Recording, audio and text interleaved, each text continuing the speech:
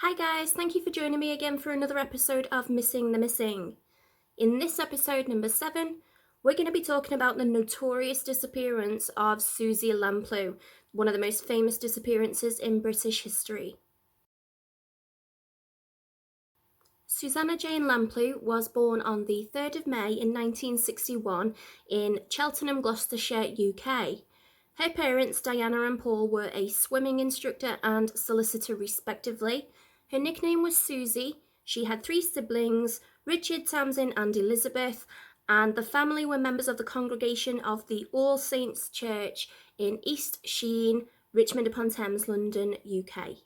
In 1982, Suzy worked as a beautician on the cruise liner the Queen Elizabeth II or Queen Elizabeth II, which might become relevant later on.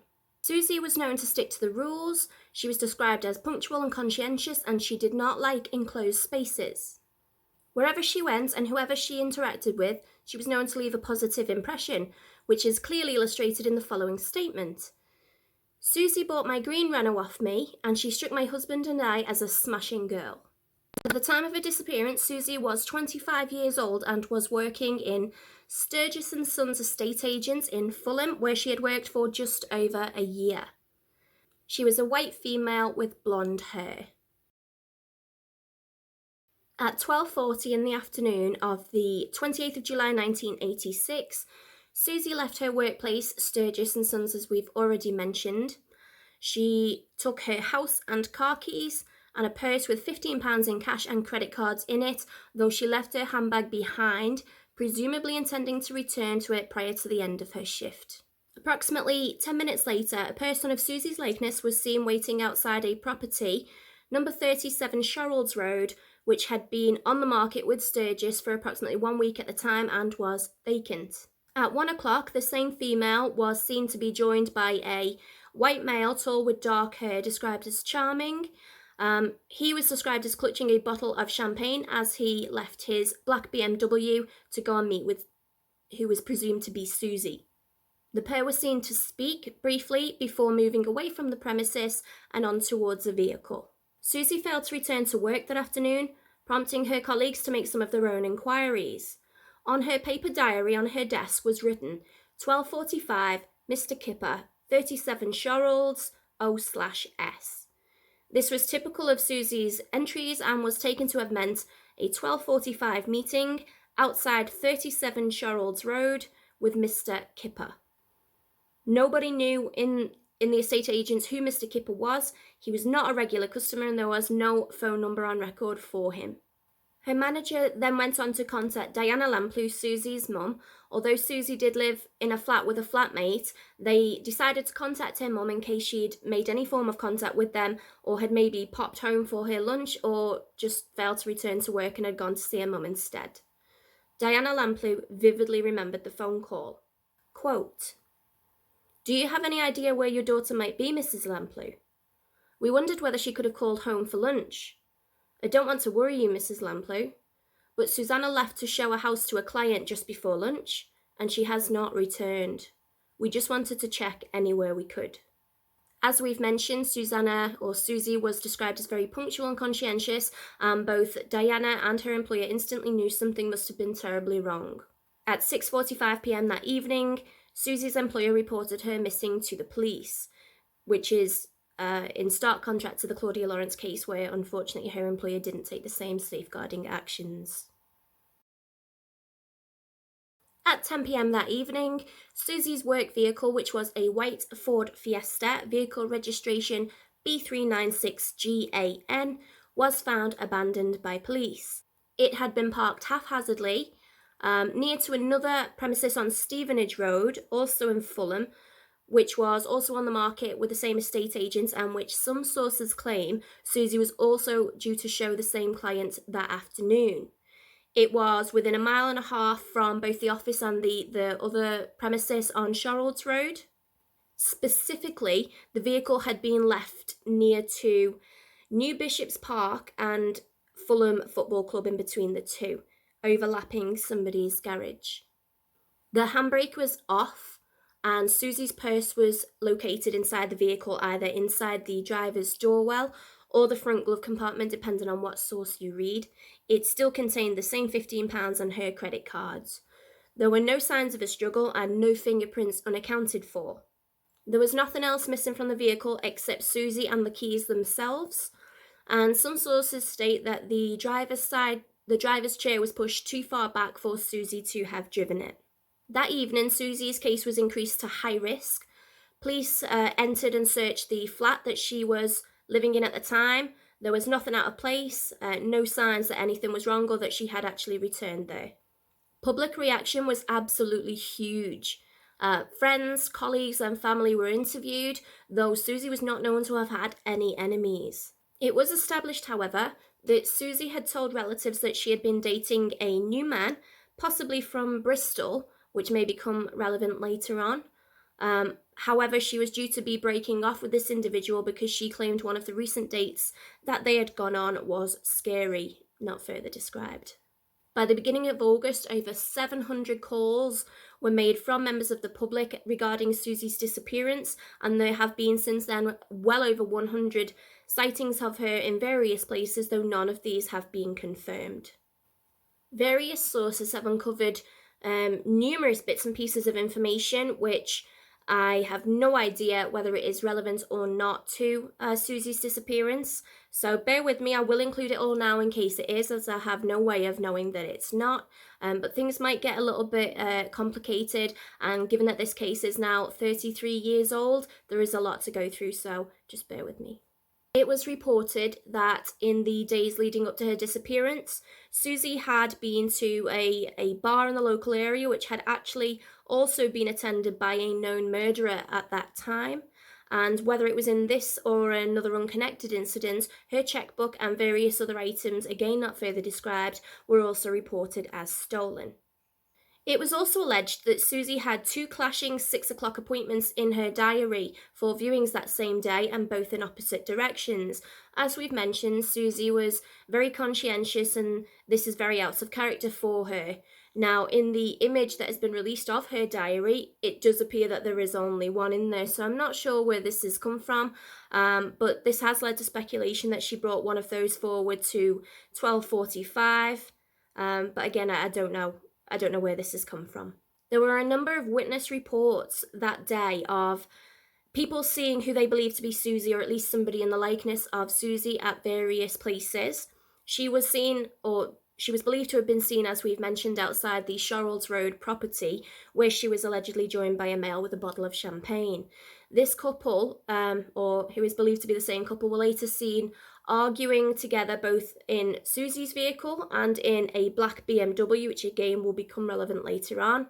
The black BMW was seen speeding off from the scene. There were also various reports over the years that came out that people had seen a woman in a vehicle frantically banging on the back window. So why this wasn't reported to the police at the time, I have no idea.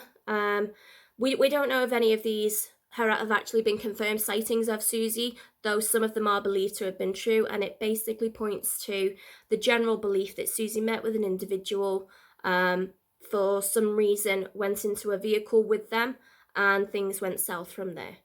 An interesting point to note is that future investigation revealed that the keys to number 37 Shorrolds Road were actually still at the office, meaning that Suzy would not be able to enter the premises at all.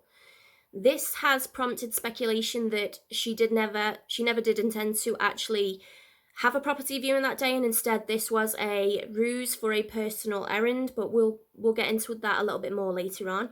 It's never been established whether the keys for the Stevenage Road property were taken from the office.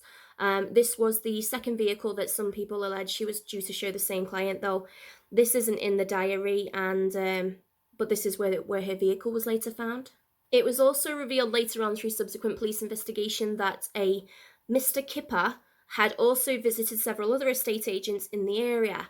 Now, this is interesting because if that was the case, presumably there would be enough people around who would be able to identify him from the long list of subjects and main suspect that we'll get talking about later on.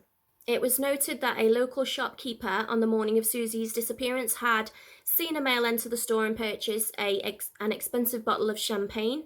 This individual seemed to fit the photo fit that was drawn up from witness testimonies, and the individual is alleged to have actually picked out one of the subjects we'll talk about later from a lineup. This individual was known to try to impress ladies with champagne. This again has fueled the speculation that Suzy maybe was running a personal errand that day, maybe was going for a lunch date. However, there is still a possibility that this individual made an appointment with Suzy under the name of Mr. Kipper in a ruse to surprise her and maybe ask her out. At some point, there were reports that Mr. Kipper was Suzy's pronunciation of the Dutch name Kuiper or Kuiper. I'm not sure how to pronounce that, and I have absolutely no idea where this suggestion has been thrown into the mix from, but to my knowledge, it's not led anywhere anyway. During the investigation, police were known to conduct interviews with suspects across 2 entirely different continents, including a number of the UK's most secure prisons, and even conducted inquiries over in Belgium, but unfortunately, none shed any further light on Suzy's disappearance. Police also compared Suzy's DNA in the subsequent years with that of 800 unidentified bodies and remains, but none were a match, and further freelance investigation followed up inquiries over in as far as New Zealand and America, but again, nothing came to fruition. By today's standard, the investigation would have been hindered by the lack of CCTV, computer analysis, cell site analysis, forensics, DNA, and even computerized records. At least we might have had a contact number for Mr. Kipper if they had been available at that time, or widely available at that time. Please bear with me now when it comes again to the key events, because there are 33 years worth to get through. 1 week after Suzy disappeared, so on the 4th of August 1986, Diana Lamplugh, Suzy's mum, appeared on a BBC programme where she said that she was beginning to realise that her daughter might sadly be dead. She said, quote, "I can face up to the fact that she has died, but I cannot face up to what has happened in between. That's too much." Just a matter of months after Suzy disappeared, her parents turned their efforts and energies to setting up a trust in her name, the Suzy Lamplugh Trust, with the main aim of improving lone worker safety. In April of 1989, a later convicted murderer was first interviewed in relation to Suzy's case. We'll get more onto this later on. In August of the same year, 1991, the same individual wrote a letter to the Sutton newspaper denying all involvement with Suzy's case.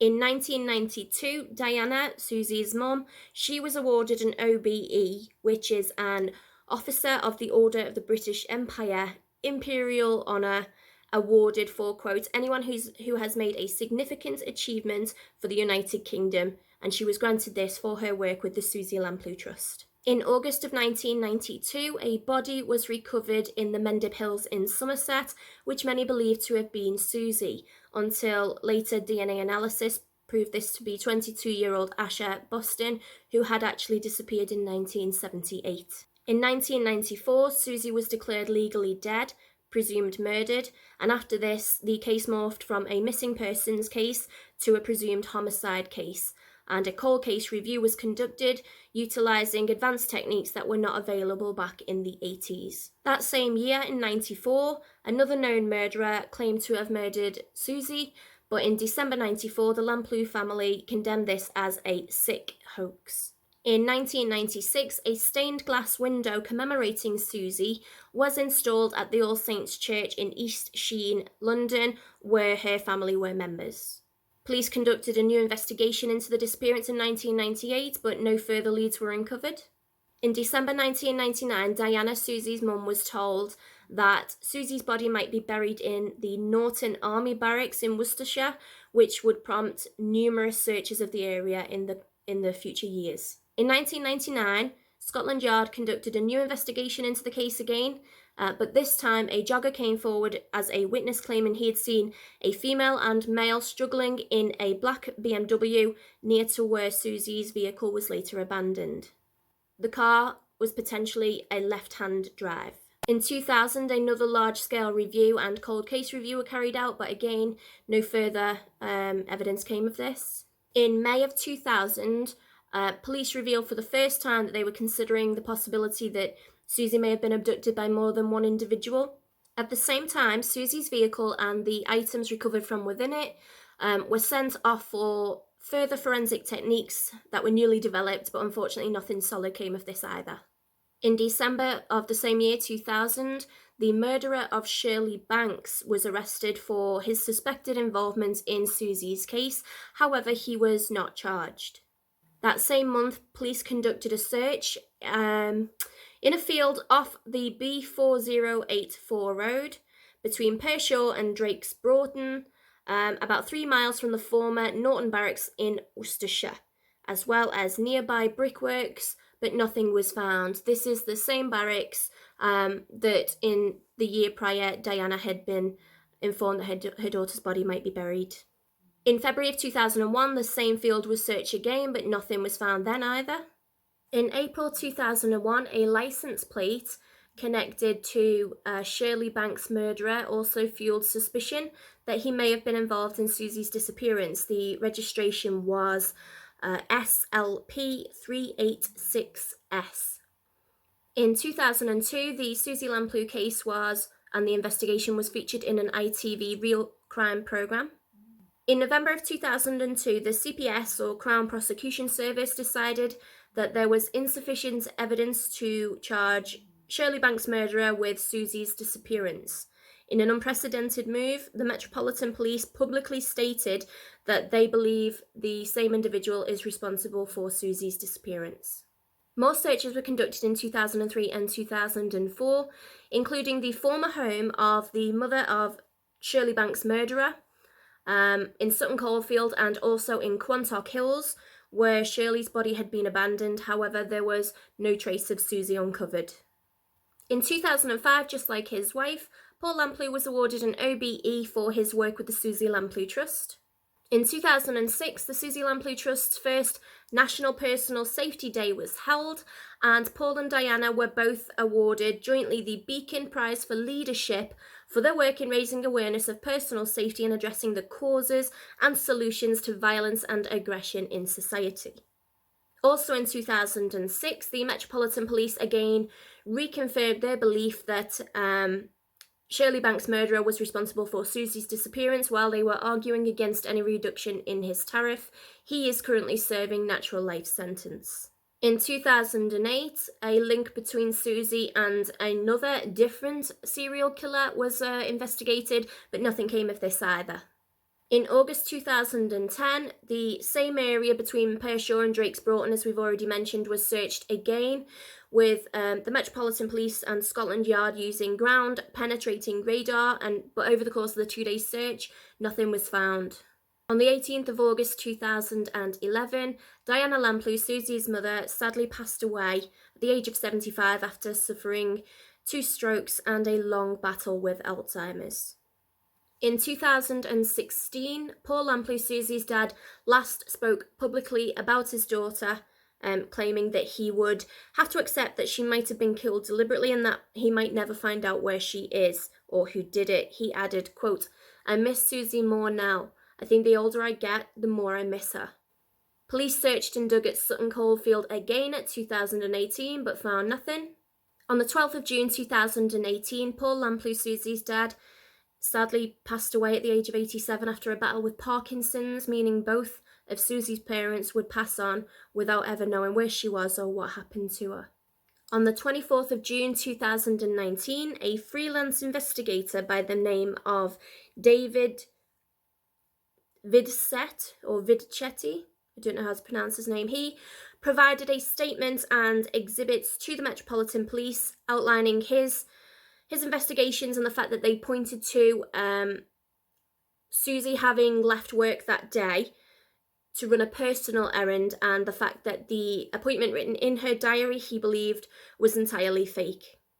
In July 2019, the same area around Drake's Broughton was searched again. Again, nothing was found. Despite the many searches around Norton Barracks at the time and throughout the years, none of them could be conducted in their entirety. A scoping exercise was conducted by the Met Police, which Obviously, it showed that there had been massive, huge development in the area since the time of Suzy's disappearance. There were inhabited buildings, and a full search would mean evacuating people and digging up the entire foundations. This would be massive cost and relatively little success, so a decision was made against doing so. As you can see, many searches were conducted over the years. The RAF, or Royal Air Force, and the Royal Marines also assisted, but there was absolutely no trace of Suzy ever uncovered. So it is widely believed and accepted that Suzy was abducted. However, exploring the theories, I suppose we do need to at least touch on the possibility that she left of her own accord. However, unrealistic or unreasonable this may seem, there have been sightings since she disappeared of her in Greece and as far away as Saudi Arabia. Again, none of these have been confirmed. And if she was going to leave of her own accord, why did she leave her purse behind, her vehicle, her cash, her cards, her handbag, and then never make any contact with anybody again? It is incredibly unrealistic to assume this, but I suppose it's wise to explore all avenues. As we've mentioned, some people who may lean towards this theory, they look at the so-called evidence of, well, it's not evidence actually, they look at the fact that Suzy may have put this appointment in as an excuse to leave work that day. It was known to be short-staffed, but even so, even if Suzy had put that appointment in, fabricated it, and gone to run a personal errand, she still disappeared, and it's unlikely she left of her own accord. Her family don't believe, nor do the police, that she disappeared of her own free will, and they believe that she came to some form of harm and not as a result of an accident either. So the next major theory that we have to consider is foul play. And there is only one theory here, that she was actually abducted and sadly subsequently murdered. But within this theory, there are a number of high-profile serial killers, basically, who have been considered to have been involved in the case. So we're going to analyse these now one by one. Now, I'm going to apologise in advance because I'm not going to name any of these individuals because I don't want to do that. I think the victims are far more important than the murderers. So I'm going to try and make it as clear as possible, but I do apologise if it becomes a little complicated or difficult to follow. So the first individual we're going to consider is, we're going to call Subject 1. So this is the police and family's prime suspect in the case. He is a convicted abductor, sexual offender and murderer. He was incarcerated for the murder of Shirley Banks in 1987, the attempted abduction of Julia Holman also in 1987, and a previous sexual attack against a woman in Reading, Berkshire in 1986. He has also been convicted of 14 different sexual assaults and attempted assaults. He was therefore clearly active during the time frame. He is also a suspect in the murder of Sandra Court in 1986. A number of factors seem to support the theory that Subject 1 is involved in Suzy's case, which I'm going to touch on now. The majority of these have not been confirmed, but I'll make it clear whether or not they have been. So he is not known to be truthful, that's a fact. He has claimed never to have ever been to Fulham. However, he was actually imprisoned in Hammersmith and Fulham, and he was on day release at the time of Suzy's disappearance, or he was released just 3 days prior, in Fulham. So he's clearly been to the area, so denying that doesn't make him look very good. There is also a suspicion that he may have frequented or at least been to a few of the bars that Suzy had been to, and that he'd been there a matter of days before she vanished, when she had also been there. A point which is often taken for fact, but which actually isn't, it's rumour, is that Subject 1's nickname whilst in prison was apparently Kipper. This was derived from his eating and sleeping habits, but this seems to be taken as factual information in most of the sources that you read. Apparently, the winter before Suzy disappeared, so I'm not sure if that would be sort of December 85 to February 86 time, this individual turned up to a viewing of a house that was on the market without an appointment and without an estate agent present. The female occupant felt very uneasy, and this subject allegedly made off as soon as her husband appeared, which it was not believed that he was aware was there at the time. Reports also claim that Subject 1 was seen looking into the window of the Sturgis estate agents in the days leading up to Suzy's disappearance. He had no alibi when he was questioned, therefore nothing could be either proven nor disproven. He was known as being an erratic character. The police have come out and said this, and a number of his former girlfriends came forward or were questioned during the investigation, and they claimed that he was very charming and romantic at first, often showering the ladies with gifts, flowers and champagne. Notably, however, that he did not like rejection at all and would often become violent as a result of this, especially towards women. One of his girlfriends or prior girlfriends had told police in 2001, I think it was April 2001, that Subject 1 had driven her either to, near to, or by the Norton Barracks and had made an unprompted comment, quote, "Who knows, Suzy could be there." This obviously struck everybody as odd. He was known to have taken a strong interest in the case, and police claimed that this would be typical of his character, as he is known to like to play mind games and leave strange and bizarre clues to his crimes. For example, sadly, the place where he left Shirley Banks's body was in a spot in Quantock Hills known as Dead Woman's Ditch. He was also linked to a vehicle registration. Now, this gets a little bit complicated. I've read in a number of places that he fitted a registration to Shirley Banks's vehicle. The vehicle was later found in Subject 1's garage after his conviction for her murder. Now, this vehicle registration, a lot of people believe, point to his involvement in Suzy's case. The registration, I think we've mentioned it before, is SLP386S.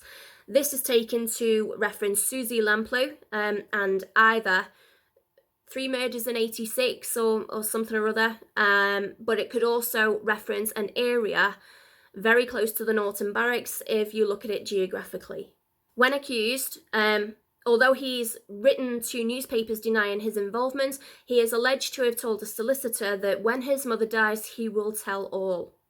Multiple prison inmates have come forward claiming that he has confessed to them at one or another time. Obviously, these can't all be taken at face value. There are many reasons why an inmate might come forward to volunteer information. However, there have been at least 3, and one has claimed that Subject 1 said that Suzy was buried under the patio in his mother's home in Sutton Coldfield. Presumably, this is why that site was searched multiple times.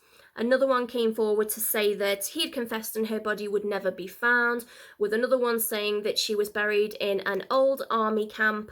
And when this inmate, who he claimed to have asked him, well, why don't you just get it over with and admit it? Apparently, Subject 1 was said to have responded, "It's not as easy as that. She's got company." The females that Subject 1 is known to target are all similar to Suzy. They all appear to be young, professional, blonde women. He strongly resembles the two photo fits done from witness testimonies. However, there are multiple witnesses available, and the image of this person is no big secret. It strikes me as odd that nobody has yet to identify him formally as the person that they claim to have seen with the person resembling Suzy on the day of her disappearance, with the exception of the store owner who claimed it was him that had bought the champagne. This subject was also known to drive a black BMW, which has been noted by different witnesses as having been at the scene around the time of Suzy's disappearance. Acquaintances also said that he had bragged at the time of dating a woman from Fulham and offered a description that many believed to be of the likeness of Suzy.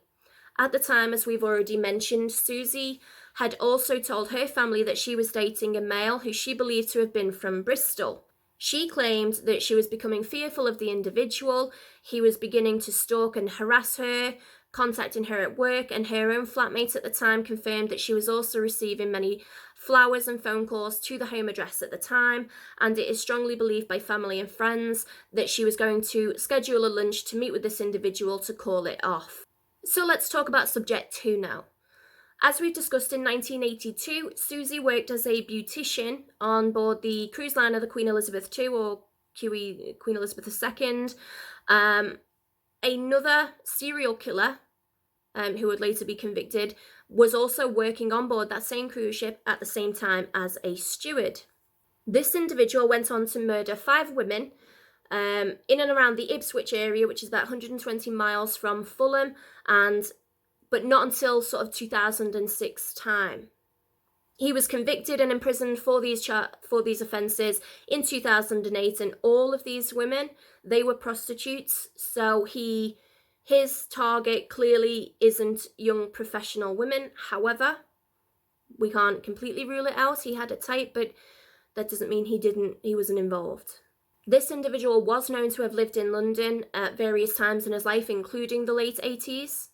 Although the victims that we know of that he murdered weren't killed until the 2000s, there were allegations of sexual offences against him or accusations against him as early as the 1980s. He was apparently on shore leave at the time of Suzy's disappearance, so has no alibi, could well have been there, and he was known to wear a black curly wig, and this does actually match the photo fit of the individual Suzy was seen with. It has been noted that subject 2 like to use the term kipper when describing a person or person's face. In 2008, the Metropolitan Police did investigate this link. However, they described it as speculative at best and did not find any evidence of his involvement in Suzy's disappearance, and they have since stopped investigating this link. So subject 3 is also a murderer, as if we don't have enough. But this individual was known for the abduction and murder of 18-year-old Julie Dart in 1991, and for the subsequent abduction of Stephanie Slater in January 1992 in shockingly similar circumstances to Suzy's case. This individual was first imprisoned in 1976, so he was clearly active during the time of Suzy's disappearance, and Paul Britton, who is a clinical psychologist, offered the theory that subject 3 had abducted a prostitute initially because it would be, quote, relatively easy and was good practice. It would also not create much of a stir. Quite controversial comments, obviously. However, the next lady that the individual did go on to abduct was an estate agent, a professional young lady. So when this individual, subject 3, went on to abduct Stephanie Slater, he used a false name and set up a property viewing with the sole intention of ambushing and abducting this young lady, and unfortunately he was successful in doing so. Now, although the methodology is very similar to the Suzy Lamplugh case, this happened in 1992, so it was subsequent. Now, there are people who believe that he could well have committed Suzy's one prior, but then it would be strange to go from a young professional to a prostitute and back to a young professional. In my opinion, it is more likely that he basically took inspiration from the circumstances surrounding Suzy's case to actually conduct his own abduction. Also, this individual was known to make demands for ransoms in his cases, and there was no hint of that when Suzy disappeared. In December 94, as we've mentioned, he had claimed that year that he had actually murdered Suzy, but these claims were dismissed by the Lamplugh family, as we've mentioned, as a sick hoax. A crime author by the name of Christopher Berry D. He suggested that subject 3 was actually responsible for Suzy's disappearance, though this claim has been dismissed by the police. Subject 4 is another serial killer suggested by another crime author. So, subject 4 committed at least 12 murders between 1967 and 1987. So he was clearly active during the time of Suzy's disappearance, and he had been known to have spent time contracting in the Fulham area in the early 80s. While he is known to have committed the majority of his murders with his wife, this crime author suggests that the killer's brother was involved in this case, and that Mr. Kipper was a word association that Suzy had made in order to remember her client's name, instead of just writing his name. which I don't understand. But I'm going to show this picture. It's going to be a clear giveaway who it is, but I don't need to say their name. However, the majority of the victims of this family, they were known to be, while they were young females, they were usually younger, and a lot of them were runaways or at least well connected with their families and societies. So Suzy doesn't really fit that mold.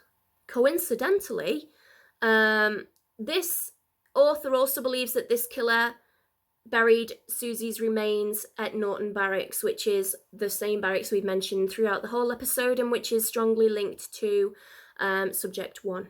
A senior police officer from Gloucestershire Police went on to say there was no evidence for the claims and that there is no evidence to place this subject or subjects in Fulham at the time of Suzy's disappearance, so police are not investigating this lead. Subject 5.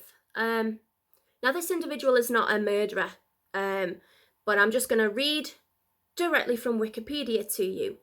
He is described as an English DJ, TV and radio presenter. He was widely praised for his personal qualities and as a fundraiser, though after his death, hundreds of allegations of sexual abuse were made against him, leading the police to conclude that he had been a predatory sex offender, possibly one of Britain's most prolific. So a number of people will know who I'm talking about right now. As with the links with the prior subject, links to Subject 5 are tenuous at best, if in existence, but anyway.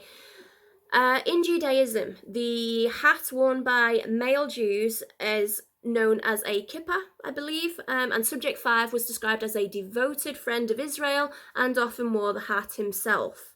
I'm sure you'll agree that is a very tenuous link. Now, whilst it's not denied that Subject 5 had many victims, he was not known to abduct anybody in these circumstances, nor murder anyone, and his victims were usually those that he had caused to come into contact with throughout the course of his fundraising activities or his jobs, and this doesn't match Suzy at all. A number of them were children and a number of them were certainly vulnerable. So what happened to Suzy?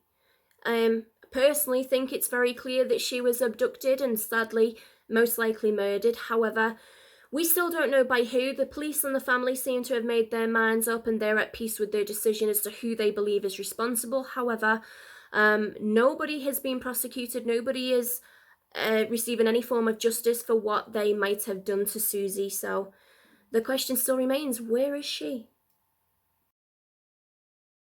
The biggest ray of light in this case has to be the Suzy Lamplugh Trust, set up just months after such a tragic loss by her parents, initially from their home. It has grown into one of the most formidable trusts that we know about today. It has evolved into a very powerful educational trust that has led to drastic changes in laws surrounding personal safety and the safety of lone workers. Directly from the Suzy Lamplugh Trust website, which is linked down below, I will quote, "The mission is to reduce the risk of violence and aggression through campaigning, education and support. And the vision is a society in which people are safer and feel safer from violence and aggression. We want people to be able to live life to the full." Very noble aim and well on the way to ensuring people are able to do that. To date, they have helped over 10,000 victims of stalking, so that's just amazing. The trust raise awareness of personal safety through training and various projects to help people to avoid becoming victims of any form of violence or aggression, and also they offer counselling and support to relatives and friends of any missing people. The trust runs the UK's national stalking helpline and organises, as we've already mentioned, the annual National Personal Safety Day.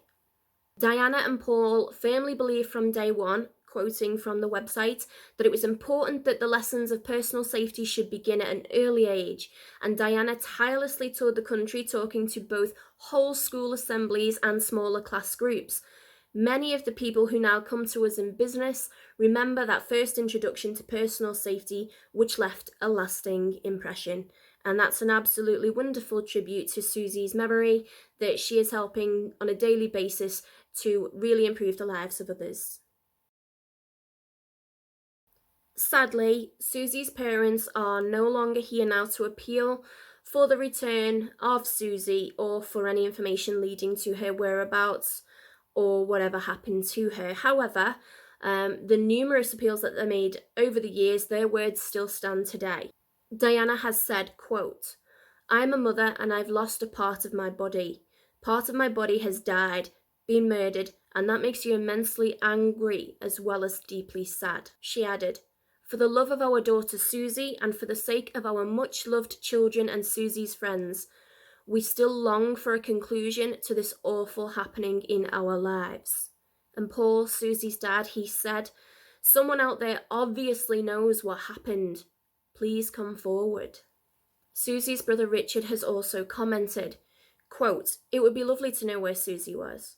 Obviously, we would want to bury her where we choose to bury her rather than where somebody else chose to bury her." The Metropolitan Police have also noted that the investigation is still open, not closed, and it will not be closed either until they find Suzy or bring to justice whoever was responsible for whatever happened to her, with Detective Superintendent Sean Sawyer quoting, "There are others out there who have information which will help us." So if you have any information relating to Suzy's disappearance from the UK, you can contact the Metropolitan Police on 101, and from abroad, you can use their inquiry form online. For further information on the Suzy Lamplugh Trust, please contact 020 7091 0014 or email info@suzylamplugh.org. For stalking inquiries, please complete the Suzy Lamplugh Trust online inquiry form, which I will link down below, or you can contact 0808 802 0300. So thank you for joining me for a very, very long video trying to do justice to Suzy's disappearance and the 33-year investigation into it. It may appear like an open and closed case in terms of it is widely suspected that Suzy was abducted. However, we still don't know who did what to her or where she is, and it would be really nice if we could perhaps help to bring her home. So if you have any information like we've mentioned, please contact any of the agencies that I will link in the description box below, and I will see you in the next video. Bye!